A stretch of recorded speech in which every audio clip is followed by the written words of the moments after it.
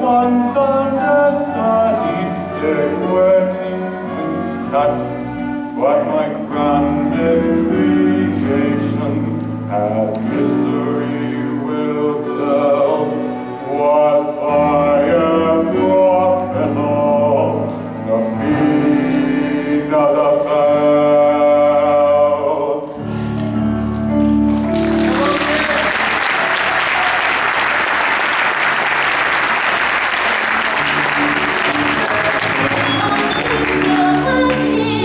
He will tell how he once played a part in Eastland at a Shakespeare performance. He once walked on that when some actors suggested the need for a cat.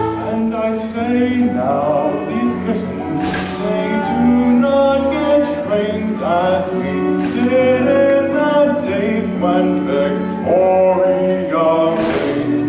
They never get drilled in a regular troop, and they think they are smart just to jump through a hoop.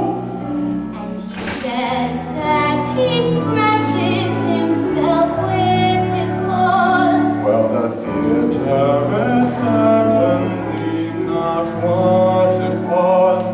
These modern productions are all very well, but there's nothing to equal from what I hear tell.